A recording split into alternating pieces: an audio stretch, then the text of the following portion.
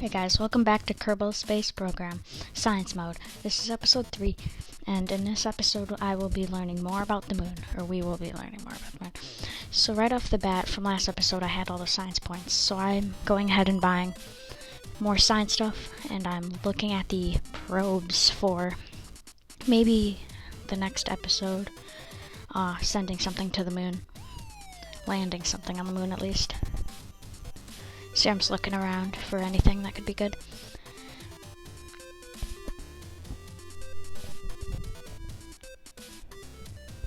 Then I go take that rocket that we used last time, and then I add one of those other science things that I just bought. Then I add a science like box to carry all the science back, or to store it in there in case some science burns up.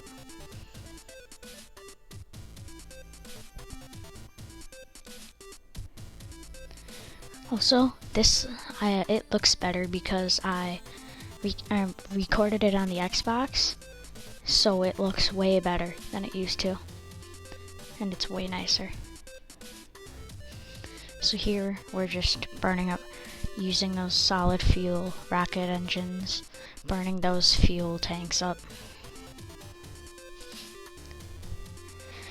Then we will decouple them, fire up that other engine. I was trying to turn it, but it wouldn't turn very well. I might need to buy new fins eventually.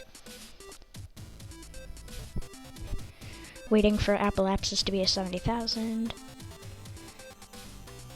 Then doing a maneuver node.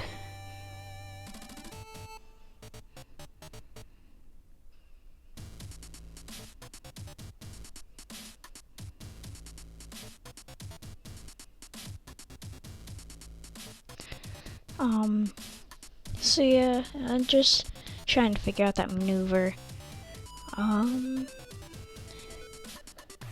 Then in 20 seconds, I will start that burn for the maneuver. It's a little dark because it was almost sunset when I launched. So yeah, Kerbal Space Program was starting, or the Kerbal Space Center was starting to get dark. It's burning for 1 minute and 8 seconds. Speed is increasing a lot.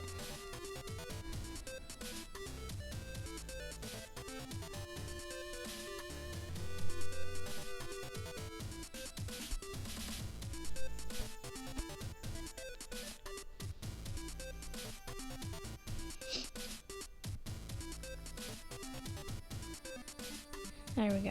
Then I just stopped in the middle of that because I didn't need to do that full burn. And then now we're doing another burn to get into Kerbin orbit.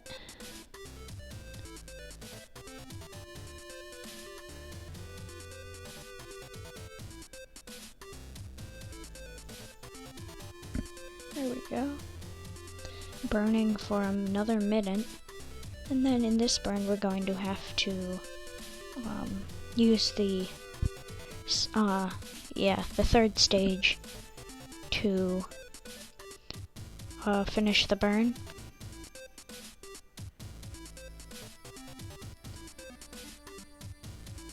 Engine doesn't, it isn't very fast, but it is really efficient with the fuel, so that's why I used it. But its thrust to weight ratio isn't the best.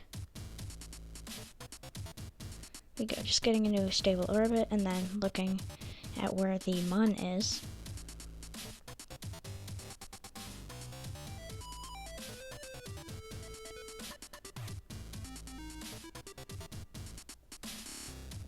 Yeah, it's really dark because we were just on the night side of the planet. Here we go, and then setting up the burn for an encounter with the mun. And we have an encounter, so yeah. And then just have to burn for 1 minute. because that engine's not the best.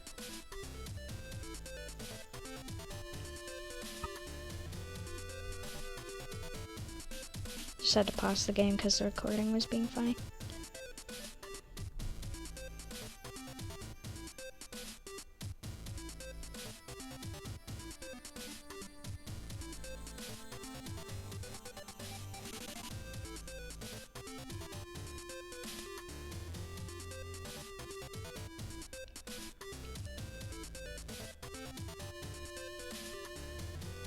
There we go. And then just time warp up to the moon. And then for this one, since we already have gotten science from the moon, I actually went closer to the surface for science. Instead of getting science for in space above the moon, I wanted science, like, I can't remember what it's called, but it's like science just, I don't know, we'll see it once I get it.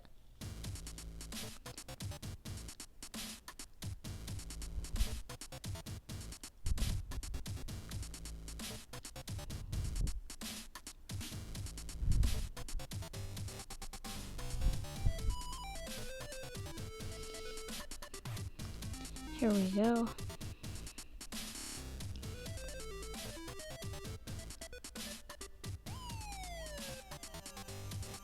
Then in 30 seconds perform that burn for 15 seconds because it's a fairly small burn.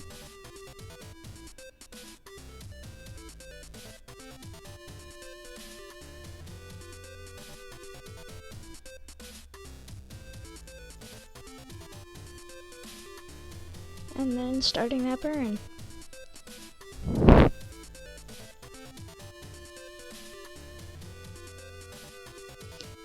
There we go, just getting like to 0.0 meters per second left, so we get our burn as accurate as we can get it.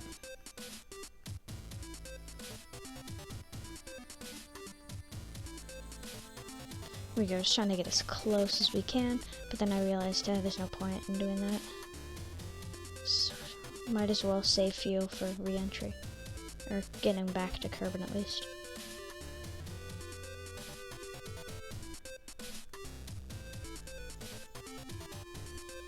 It's time warping closer. Now we're only 20,000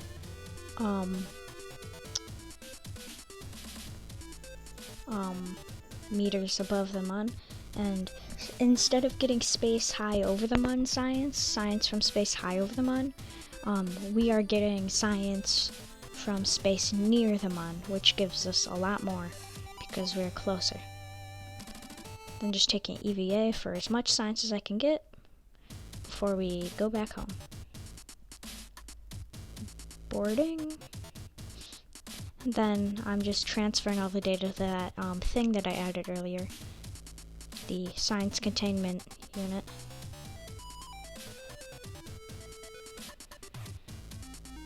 Just transferring as much as I can get in case when we're re-entering it gets too hot and our science starts to burn up. Just want to make sure we get as much science back as possible.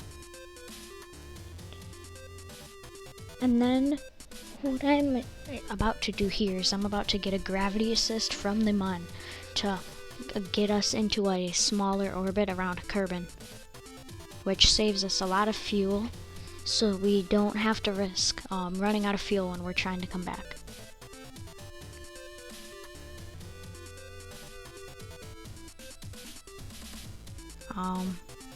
See, you can see that gravity assist coming along soon. I'm performing the burn in 30 seconds to get the gravity assist.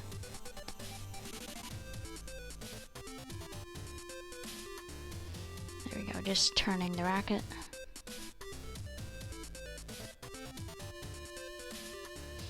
And 1 second and then burn. This burn only took like 7 seconds, I have no idea. But yeah, this burn didn't take long at all. Then you can see that purple line, that's the gravity assist. And then that big green line connecting the rocket to Kerbin is the connection with radars. I don't have a radar on the ship, but since we're so close to Kerbin, we don't really need one. But once we go on missions farther away, we will need radios. Or not radios, but antennas. Here we go. Just time warping. I accidentally time warped too far in this first one, so I had to do another circularization. There we go. Just had to go around again. Almost got another encounter with the Mun, but luckily we didn't. And then I'm just burning retrograde to bring that parallaxes down.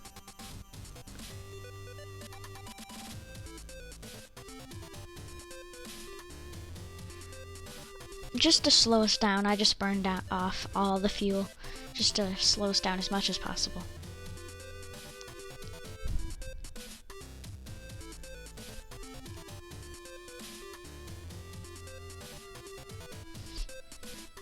And only have 286 meters per second of fuel, yeah.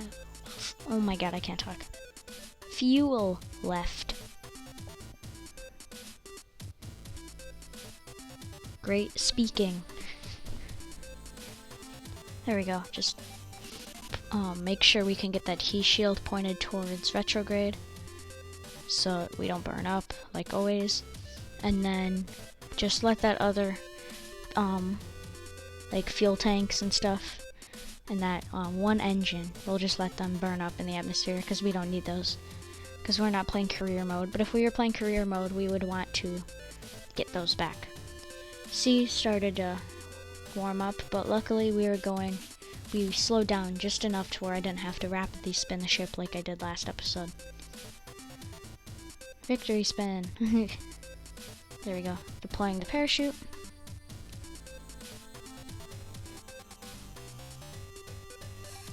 And then just time warping because sure you guys don't want to see that like just going down for 5 minutes. There we go, and touchdown. Then we can recover the vessel and get a lot of science.